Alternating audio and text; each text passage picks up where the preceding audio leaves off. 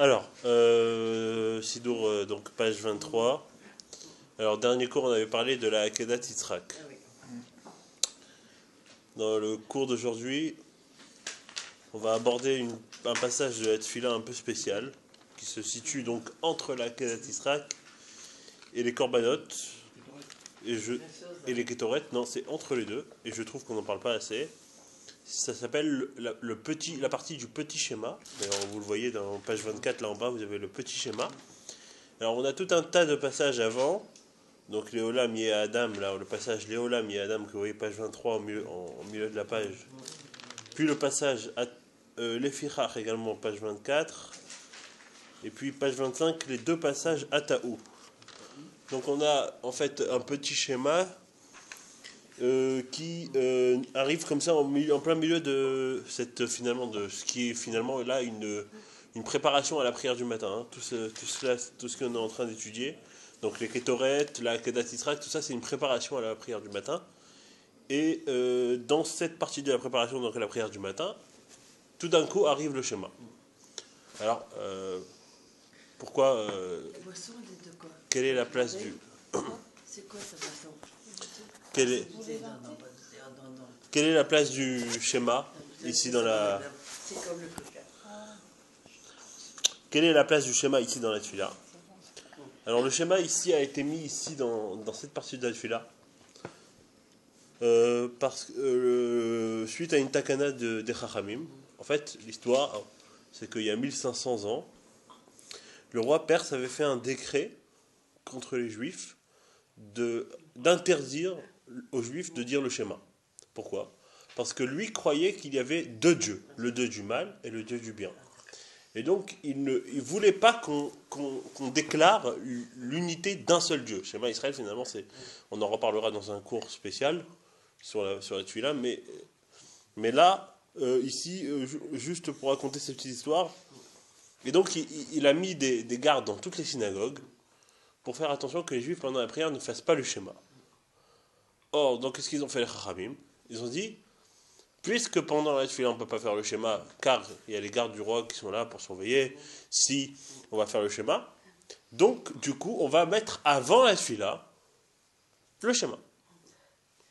D'accord? Et c'est ce qui explique aussi pourquoi dans la Kedusha de Shabbat, dans le Keter de Shabbat, on trouve aussi également le schéma. Pourquoi? Parce que il savait les offices, il connaissait un peu les offices, les gardes. Et en général, quand ça tardait un petit peu, ils savaient que voilà, le schéma était passé, puisqu'ils voyaient qu'on priait la Mida, qu'on sortait la Torah. Ils pensaient qu'on avait fini la prière. Or, ils ne savaient pas qu'il y avait Moussaf derrière. Donc là, les Chachamim m'ont dit aussi de faire schéma dans la Gdusha de Moussaf. Ça a été institué comme ça pour que toute la communauté proclame en même temps le schéma. Alors, le décret, c'est vrai qu'il est parti. Et intéressant de noter que ce fameux roi, pour la fin mot de l'histoire, ce fameux roi, ce fameux décret déjà dura 5 ans, et ce fameux roi est mort avec d'une maladie mystérieuse et d'une mort vraiment très très mystérieuse. On ne raconte pas les détails, mais vraiment c'est une maladie très mystérieuse et avec une mort qui s'en est suivie encore plus mystérieuse. Pardon? Le cancer. Oui, peut-être c'est des maladies comme ça, ou des maladies encore plus bizarres, qu'on ne connaît pas la forme. Mais en tout cas, ce roi a mal fini, donc ça c'est la fin de l'histoire. Et donc ça c'est pour la petite histoire, mais finalement c'est vrai que le décret finalement n'est pas resté puisque le roi est mort, donc les décrets sont annulés. Mais par contre la tfila c'est resté. Donc ce qui a été institué par les sages c'est resté, donc c'est pour ça que on a encore ce texte qui est là. Et donc maintenant en fait on rajoute tout un tas de textes avant. Alors, on va commencer par parler du texte Léolam Yé Adam. Dans ce texte, Léolam Yé Adam, c'est un texte qui parle de l'acceptation du joug divin.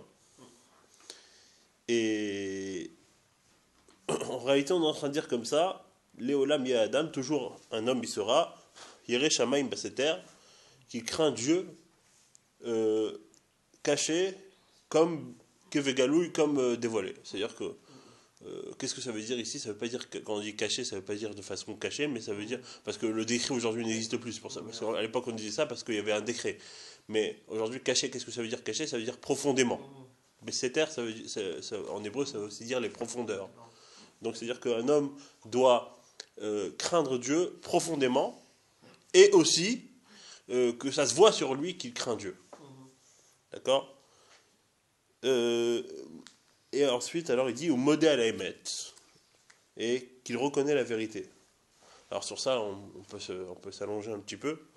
Alors, qu'est-ce que ça veut dire ça, modé à la émet? C'est-à-dire, finalement, malgré le décret des Perses, ils ont voulu nous inculquer qu'il y a deux dieux, bah, finalement, nous, on reconnaît la vérité. Qu'est-ce que ça veut dire, on reconnaît la vérité?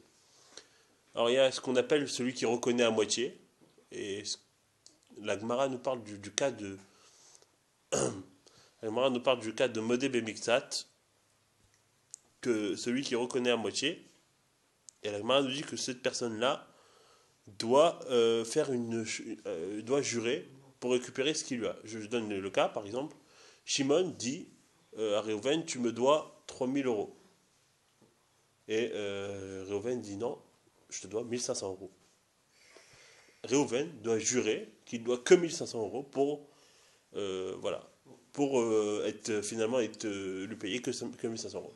Et Emma explique pourquoi. Parce qu'il dit que la personne qui doit de l'argent ne va pas aller à l'affrontement contre l'autre personne, n'aurait pas l'affront de dire non, je te dois rien. D'accord?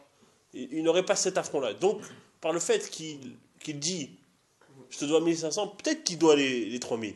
Mais peut-être que l'autre aussi, il a exagéré. Donc, pour être sûr, on jure. Mais dans le cas où la personne dit je te dois rien, elle jure pas. Là, c'est un peu pareil. Dieu, finalement, il nous donne la vitalité pour apprendre, pour étudier, mais aussi pour manger, pour s'habiller, pour vivre, tout simplement. Nous, on pourrait dire, alors oui, je vais remercier Dieu dans la prière, dans l'étude de la Torah, mais je peux manger tout ce qui est mangé et ma parnassa, c'est moi, c'est pas Dieu. Je veux dire, c'est moi qui me fatigue sur le terrain pour gagner de l'argent, c'est moi qui va aller nourrir ma femme et mes enfants.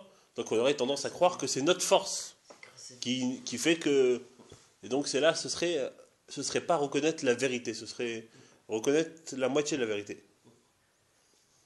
Et tout ça, donc, il dit, on veut dover émettre bilvavo. Donc finalement, c'est parler la vérité dans son cœur, c'est-à-dire parler la vérité, savoir que finalement, c'est pas nous qui dominons. Et donc, Veyashkem Veyomar, il devra se lever tôt le matin et dire Ribon Olamim, maître du monde, va donner à Adonim, maître des maîtres, et là, il dit quelque chose aussi de très intéressant. Il dit non, sache que c'est pas pour le fait que nous on est juste ou qu'on est des grands tzadikim que maintenant nous on vient te supplier sur nos besoins et te demander, t'implorer de nous donner des bonnes choses. On sait très bien que nous on n'est pas tzadikim, mais que toi Dieu, tu as une grande pitié et que par cette pitié finalement, c'est ça qui va faire que tu vas écouter, pardonner. Donc c'est ce qu'on dit après, Hachem Shema, que Dieu écoute, que Dieu pardonne, que Dieu est attentionné, que Dieu fait sans tarder, etc. Et donc que Dieu, on dit, tout ça qui est Ataï Notenya de la Poshim, qui est Midra Pshuta le Kabel Shavim, et c'est toi qui tends la main au fauteur, car ta droite est tendue pour recevoir ceux qui sont en chemin de retour. Parce que finalement, qu'est-ce qu'on est en train de dire ici? On sait que c'est pas nous, mais nos mérites à nous. Donc on est encore une fois, là, dans cette étape, on est en train de reconnaître le fait qu'on va accepter le joug divin, qu'on va accepter qu'il y a Dieu au-dessus de nous.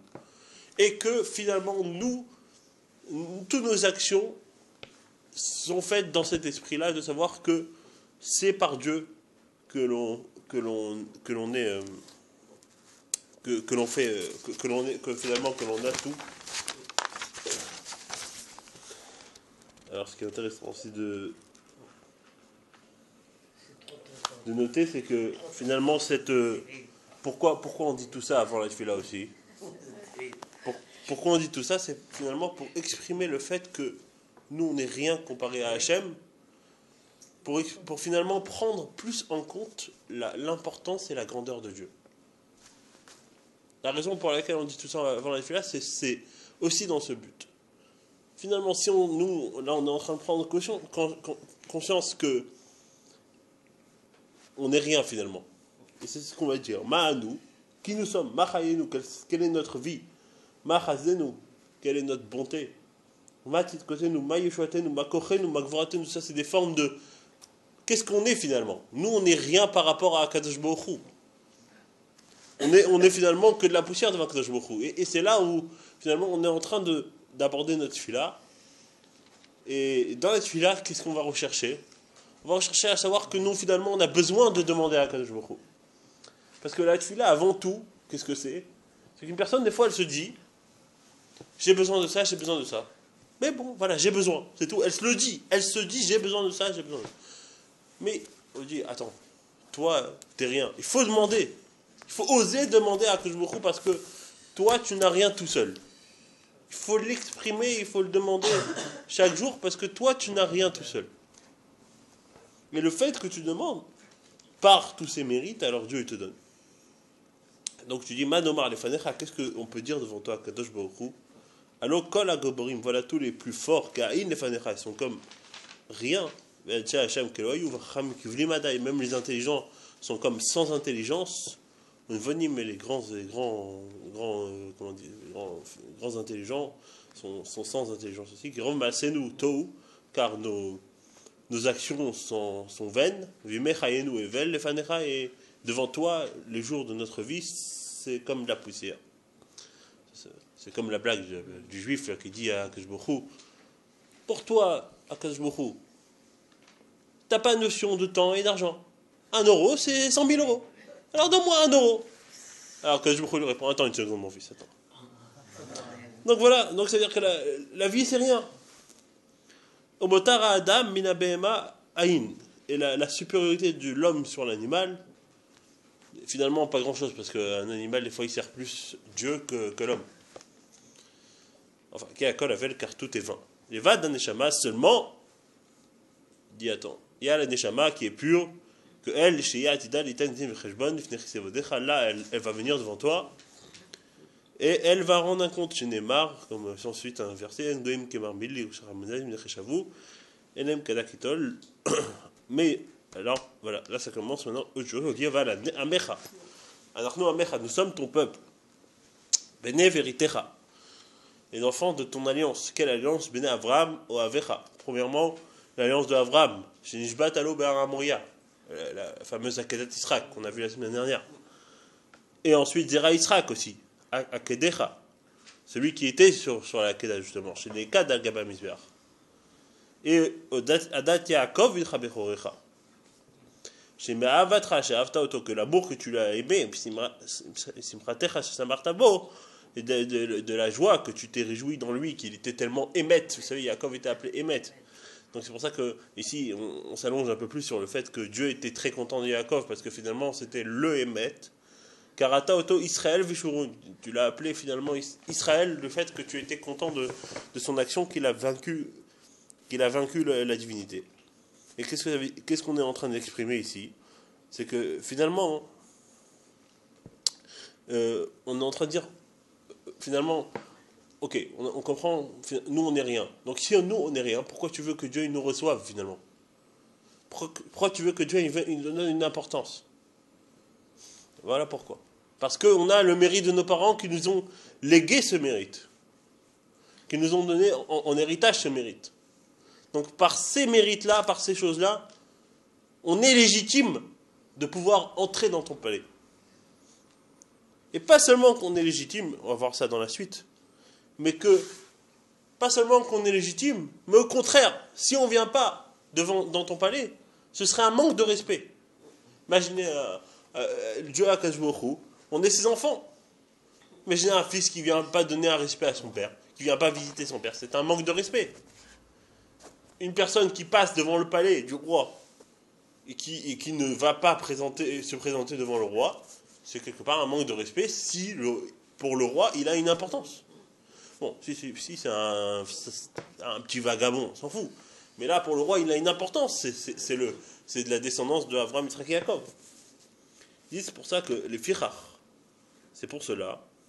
Donc là, on est en train d'exprimer que, pas seulement le fait que on est légitime de rentrer devant Dieu, mais qu'on doit finalement. Il dit, c'est pour ça, les fichach anachnu chayavim leodot-lach. On est obligé de te remercier. Et Shaver Chachach, et de te louer, Faerach, de t'élever, comment dire, non, Faerach c'est de Père, de te donner une gloire, de te glorifier. Les Romémar, de t'élever. Et Tenchir, Shevar, Vodaya, te donner un chant, un remerciement, une louange, un remerciement, les Shimcha Gadol pour ton grand nom, Vechayavim, Anachnu Lomar, on est obligé de dire, les Fanecha, devant toi, Shira, un chant tous les jours, et là on dit Ashrenu finalement. Finalement, on est heureux de ce sort. Finalement, on a reçu un héritage ici. On est en train de dire que Dieu, on a une importance pour Dieu. Donc Ashrenu, on est content. On est content. Matov Rekenu, quel bel héritage qu'on a, quelle belle part qu'on a. Manaim Goralenu, et quelle est belle notre goral, notre chance. Mayafa, mais oh, Dirushatenu, et quelle est très belle notre héritage. Donc on sait que cet héritage-là, finalement, c'est ça qui nous donne la légitimité de pouvoir aller devant Keshboko. Donc de la même raison, Ashrenu aussi, pour ça, Kshanu Mashkim Marivim, qu'on se lève tôt le matin et qu'on reste tard le soir, parce que le schéma c'est le matin et le soir. Encore une fois, c'est pas un cours sur le schéma, mais on en reparlera. Hein. Bevatek Nisa de Vatem Midrashot, Mechadim Shimcha Becholom Tamid, Omrim Pa'amaim Be'ava, et on dit deux fois avec amour, Shema Israël Hashem Lekenu, Hashem Echa, Baruchem Kemo Chtolabet. Donc là, tout ça c'est là, si on veut, qui précède le schéma, ce fameux petit schéma, où on est en train finalement de parler de la mitzvah de l'unité de Dieu, enfin, le fait de proclamer, croire en un Dieu unique, et de proclamer Dieu autant que Dieu unique. D'ailleurs, savoir une chose, c'est que Dieu est proclamé roi unique par le fait que chaque juif dit le schéma. Ça, c'est une parenthèse, mais encore une fois, on verra tout ça beaucoup plus profondément dans les cours spécifiques au schéma. Et donc là, juste, on arrive maintenant juste à comprendre finalement le rapport du schéma dans la tefila. Alors, il y a comme ici un peu un clin d'œil, c'est que finalement ce schéma-là, il nous rend quitte de la mitzvah du schéma. Et qu'il ne faut pas avoir peur si on a dépassé l'heure du schéma et qu'on on se trouve dans la tefila, par exemple Shabbat, où la tefila est un peu longue, on se trouve entre Baruch Shahamar et Ishtabar, et l'heure du schéma c'est bientôt, alors vite. Non, il n'y a pas à aller vite. On a déjà fait le schéma avant la tefila. Il faut savoir qu'on est quitte par le fait de dire juste le premier paragraphe. Maintenant, si on veut, là, ici, c'est dans cet endroit, si on veut, il y a même des sidorim où on dit aussi le paragraphe de Ve'afta, et on peut même dire tout le schéma. C'est pas un problème. On peut le dire ici, le schéma. Donc c'est un peu un clin d'œil pour les leftards, je dirais, qui peuvent faire cette partie de la tefila avant, et puis ils s'arrêtent et ils étudient un peu, et puis après ils commencent la tefila. Parce que le temps de la tefila est beaucoup plus tard que le schéma. Enfin bon, ça c'était juste pour le petit clin d'œil.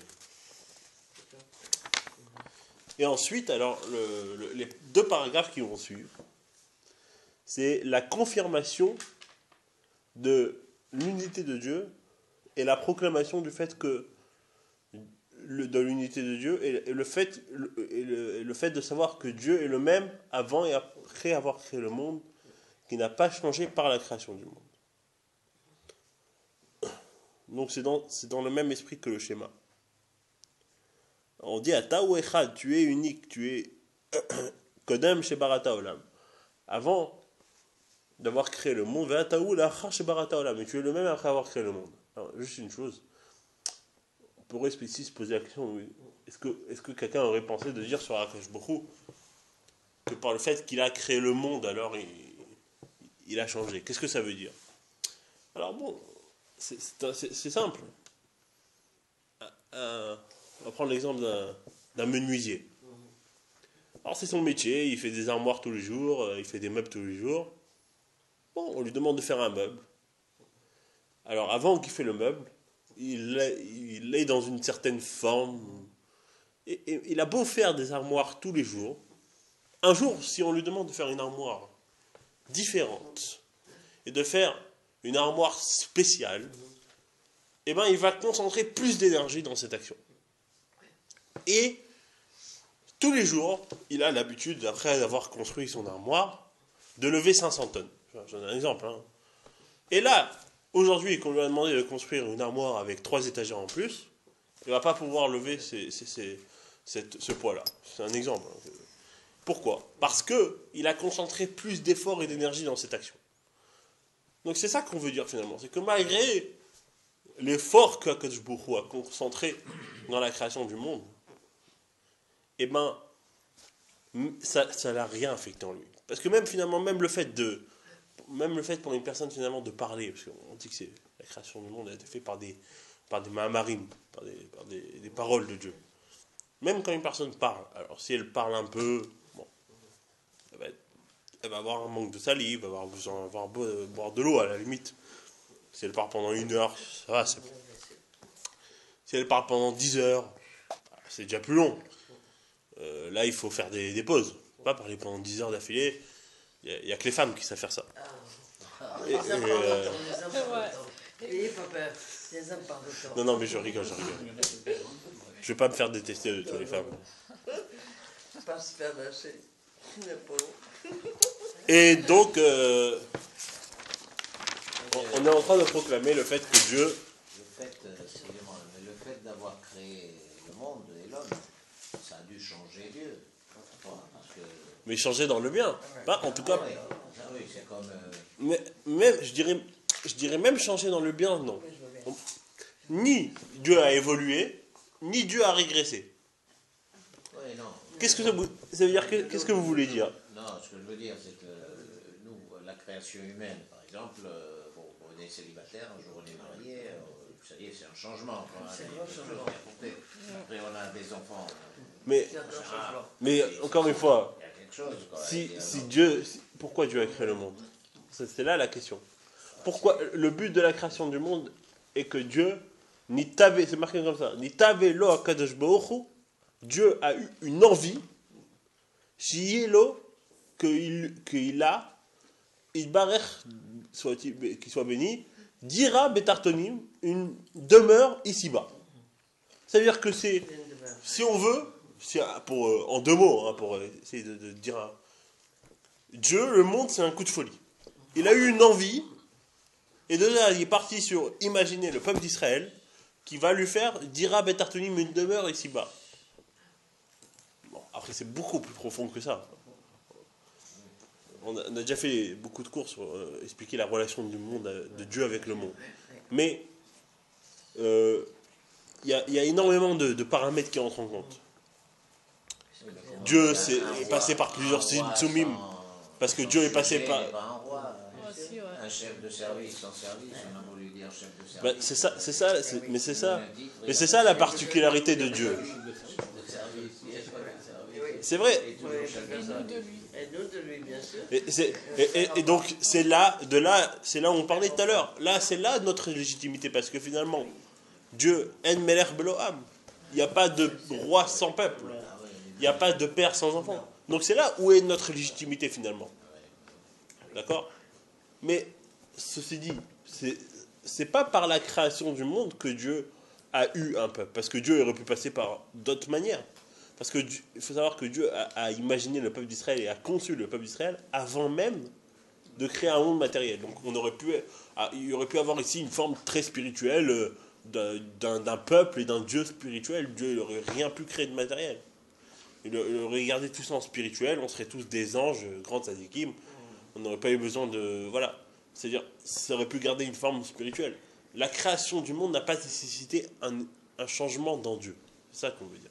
Bon, il y a eu beaucoup de rétraction de Dieu de lui-même pour créer le monde, parce que la lumière de Dieu est tellement grande que pour créer un monde matériel, il a fallu fallu vraiment passer par plusieurs extractions. Mais ce qu'on veut dire, c'est que dans on appelle ça l'atsumut de Dieu, c'est-à-dire l'essence même de Dieu n'a pas changé. La lumière dans la façon dans laquelle dans laquelle il s'est propagé, ça oui, ça a changé en bien, mais le niveau de l'essence de Dieu n'a pas évolué. Celui-là, il est intouchable, ce niveau-là, il est intouchable. Il est au-dessus de tout, il est même au-dessus du niveau de roi. Enfin, on dit donc, Va'ataou quel ba'olam hazeh, Va'ataou quel ba'olam haba, tu es le Dieu dans ce monde-ci, dans le monde futur. Va'ataou shnotecha lo yitamut, tu es le même aussi, ça veut dire que, finalement, on aurait pu penser que, y a un Dieu qui vit 2000 ans, et puis il y a un autre Dieu qui l'a remplacé après. Donc, il y en a qui ont pensé comme ça, hein, il faut toutes les bêtises sont à prendre en compte.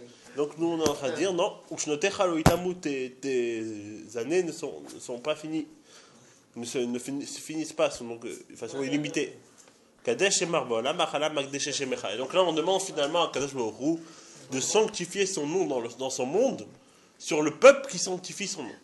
Donc c'est finalement ce qu'on demande aussi ici, c'est à Kadesh Baruch Hu, c'est de nous donner finalement encore plus cette légitimité. Dans ta victoire, tu vas se lever ta gloire. Tu vas nous libérer. Ensuite, donc on est en train maintenant de parler de l'unité de Dieu. Ataou Hashem Elohim Bashamayim Mal Valar Ezmitachat. Tu es le même Dieu en haut, en bas. Vishma Hashamayim dans les cieux. Ailonim, c'est les cieux du haut, les cieux du bas. Ataou Rishon, tu es le premier. Ataou Acharon, tu es le dernier. Baladecha Elohim, il n'y a pas de Dieu à part toi. Donc là, on est en train de configurer et confirmer l'unité de Dieu. Kabes Nefusot Kovecha Marbat Alfotaret. Et en même temps, on en profite pour demander à Kadosh Baruch Hu qu'il rassemble finalement tous ces étincelles là des quatre coins de la terre. Et à ce moment-là, il n'y a que Rouvied ou Kol Baye Olam qui vont reconnaître et savoir. Le savoir, c'est quelque chose de très haut ici. On utilise le terme savoir. Non, car Dieu va se révéler. Un être ne pourra pas nier l'existence de Dieu. Que toi seul, tu es le Dieu de tous les peuples de la terre. Toi, tu as fait le ciel, la terre, pas le Big Bang ou je sais pas quoi. La mer, tout ce qu'il y a dans la mer. Et qui n'est pas dans l'action de ta main, dans le haut, dans le bas, qui va te dire quoi faire.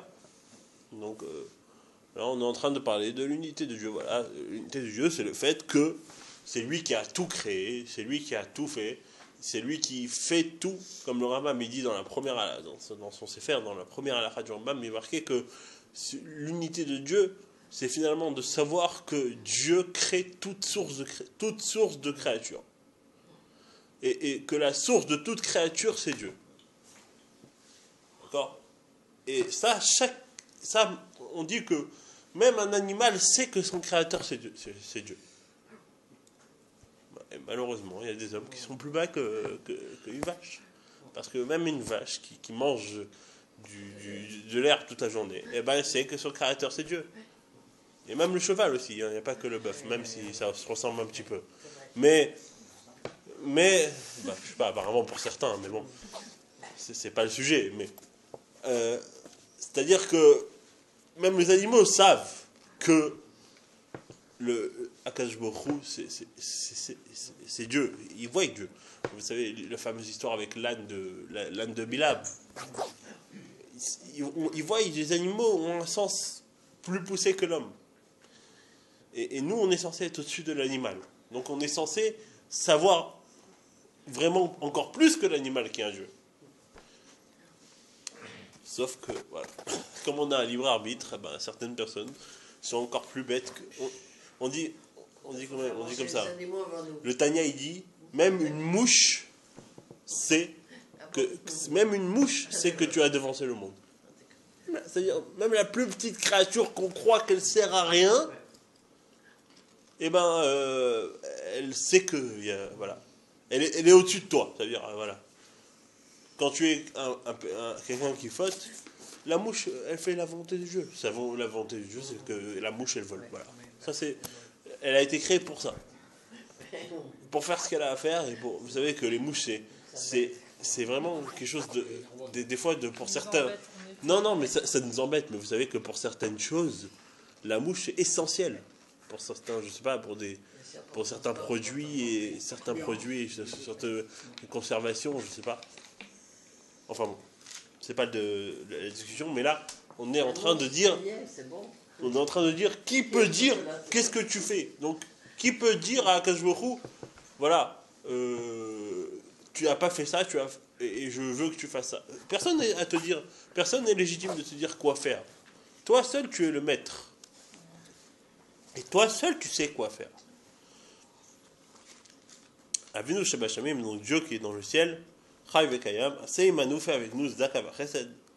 Fais avec nous une grande justice, une grande zaka, une grande bonté. Ba'avour kivod shimcha agadol, pour ton grand nom, shenikra alenu, qui est appelé sur nous. Quand on voit un juif, on doit voir le nom de Dieu. Kaim lanu, Hashem lokenu et adavar sheftartanu le desfania chozar ka'amo. Et la chose que tu nous as promise par le prophète Sfania, comme c'est marqué, Ba'et aïe avi etrem, je vous amènerai dans ces temps-là. Ba'et kasbi etrem, au moment où je vous rassemblerai, qui est ten etrem lechem là, car je vous donnerai en nom et en louange, bechol ameres, dans tous les peuples de la terre, bechouvé eshevotechem, quand je retournerai votre tour, les nechem, amar Hashem, à vos yeux, a dit Dieu. Donc on finit par le fait de demander que on reconnaît que Dieu est unique, que c'est Dieu qui est source de toute créature, et on demande que je vous fasse que soit libéré et que tout ça se voie. Ensuite, alors on passe au Ktoret. Ensuite, là, il y a un petit truc, juste un petit Yeratzon peut-être, qui est un peu entre les deux, parce que puisque maintenant on est en train de parler de la libération du peuple juif, et après on parle de la construction du Beth Amikdash, et il y a toujours un peu une suite logique comme ça dans les filles-là. Et là, on arrive au fameux Ktoret. Bon, là, on rentre pas dans les Ktoret parce que c'est trop long. Le time est trop juste. Juste dans le petit Yeratzon, finalement, on demande que Dieu nous pardonne sur toutes nos fautes et que soit reconstruit le Beth Amikdash pour qu'on puisse faire ce qu'on appelle le Korban Tamid, qui finalement, la tfila vient à la place du Korban Tamid. Bon, voilà, c'est juste ça. Donc encore une fois, c'est ce petit schéma-là, finalement, il est important parce que au cas où on aurait, surtout le Shabbat, quand on prie un peu plus tard que la semaine, et au cas où on dépasse le temps, savoir qu'on est quitte avec ce schéma. Donc par rapport à ça, ce schéma est très important. Alors voilà, même si on est quelqu'un qui lit assez doucement et qu'on n'a pas la possibilité de lire un peu tous les textes, c'est important de dire le schéma, au moins ce passage-là, avant la tfila, ou bien tout simplement avant la fin du temps du schéma, mais en tout cas avant la tfila, pour être sûr que voilà, on est quitte de cette mitzvah finalement. Parce que c'est la mitzvah du schéma, donc de la mitzvah de proclamer l'unité de Dieu, Akadosh Baruch Hu. Et les femmes, elles ne sont pas obligées. Non, les femmes, elles ne sont pas obligées. C'est une mitzvah qui dépend du temps. Donc, quand c'est une mitzvah qui dépend du temps, les femmes ne sont pas obligées. Ceci dit, elles peuvent quand même faire le schéma. C'est pas interdit. Elles ne sont pas obligées, mais c'est pas interdit. Chaque mitzvah, hein. Même là, on avait dit que la tfila elle-même, là on rentre un peu plus dans la tfila elle-même, les femmes ne sont pas obligées de la faire, dans sa forme. On avait dit que seules les brachot du matin, elles ont un statut un peu plus obligé, parce que c'est une chose aussi qui dépend du temps. On ne peut pas prier avant une certaine heure, on ne peut pas prier... C'est-à-dire Hachem, il connaît tout le monde, quoi. C'est pas qu'il va avec tout le monde. Oui, Hachem s'adapte à tout. Hein. Moi, je me réveille à n'importe quelle heure. Mais ceci dit, si une femme prie, cette fille-là est acceptée. Ouais. D'ailleurs, va-t-il palel khana, c'est quoi? C'est une femme qui prie. Et des fois, la tfila, et des fois, au contraire, la tfila d'une femme peut être plus écoutée que la tfila d'un homme. Ils ont une obligation d'une par jour. Oui, c'est une majorité. Oui, enfin, elles peuvent. Non, elles n'ont pas d'obligation de prier. La mitzvah de tfila, elles n'ont pas d'obligation. Aucune. Et pourtant, on dit, je sais pas. Elles peuvent prier, elles n'ont aucune Il y a obligation. une obligation pour une femme de faire une prière par jour. En général, c'est une femme, quoi. Non, parce que tous les tfilotes dépendent du temps. Donc, tant que ça dépend du temps, Oui, non, mais si ça dépend